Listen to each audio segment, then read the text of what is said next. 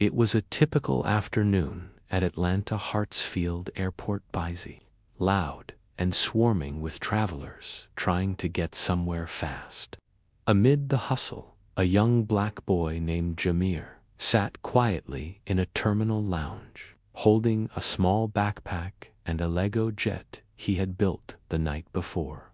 He was only 10 years old, wearing a neat blue hoodie and sneakers, eyes filled with curiosity as he watched planes through the glass windows. He wasn't doing anything wrong, just waiting.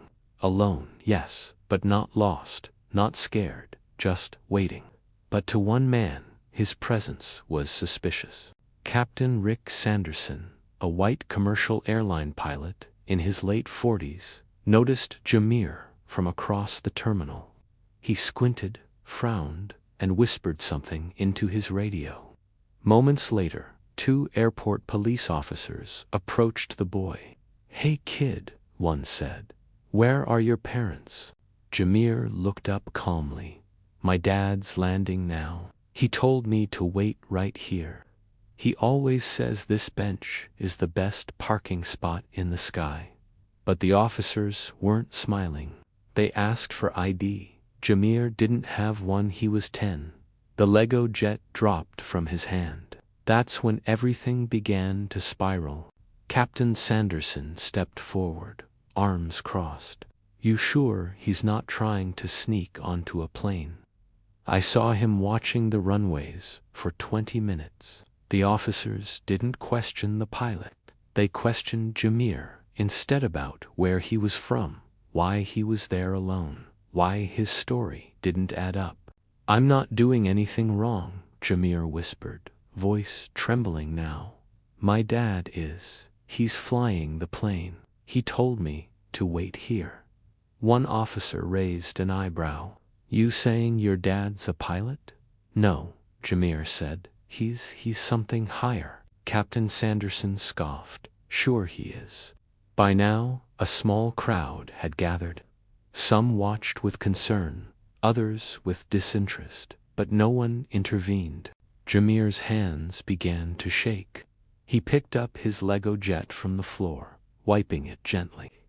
"My dad said never to cry in public," he whispered to himself. Then the gate doors opened, and everything changed. From the arriving flight walked a tall, commanding black man in a crisp gray suit and silver FAA badge clipped to his chest. His name was Marcus D. Holloway, the Federal Aviation Administration's Deputy Administrator, man whose name echoed through every airport in the country. And he was Jameer's father. The moment his eyes locked onto the officers surrounding his son, something in the air shifted. He didn't run, he didn't shout. He walked with the calm assurance of a man used to making high-level decisions 30,000 feet above the ground. "Excuse me," he said, voice steady but firm. "Is there a reason my son is being surrounded like a threat?" The officers blinked. One stepped back. Captain Sanderson's mouth hung slightly open. "This your son, sir?" one finally asked. "Yes," Mr. Holloway replied, kneeling beside Jameer. He gently took his backpack and Lego jet, then stood and turned to the crowd. "And I suggest someone here explains why he was treated like a criminal in an airport I help regulate." The silence that followed was heavier than jet fuel. Captain Sanderson attempted to speak. "Sir, he looked out of place. He was unsupervised. I was just being cautious." "Out of place," Mr. Holloway echoed, turning to face him. "Is that what your pilot training teaches you? That a quiet black child sitting alone must be suspicious?" "No, of course not," the captain stammered. "Because if it is," Holloway continued, eyes narrowing, "then we have a much bigger problem in aviation than delayed flights." The officers stepped back respectfully. One even apologized to Jameer directly. But Mr. Holloway didn't ask for apologies. He simply pulled out his phone, calmly documenting the incident. "I don't yell," he said. "I don't scream. I just make calls. And this will be addressed." Later that week, news of the incident quietly circulated in aviation circles. Without making a public spectacle, Mr. Holloway held a closed-door meeting with the airport security team and the airline involved. The pilot, who called the police, was placed on leave pending an internal review.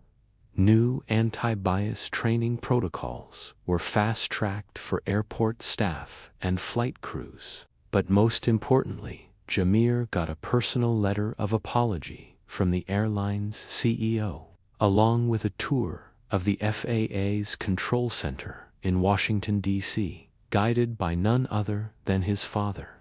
In a recorded moment for the Lifeline's audience, Jamir stood next to his dad and said, "He always told me to fly high, but I didn't know how high until that day." Mr. Holloway smiled.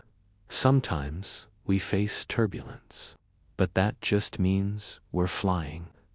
In a world too quick to judge and too slow to listen, remember, this true power doesn't shout.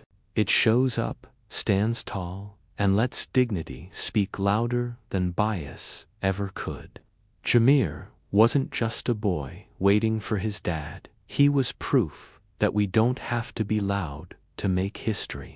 Sometimes all it takes is one calm landing to shake an entire system.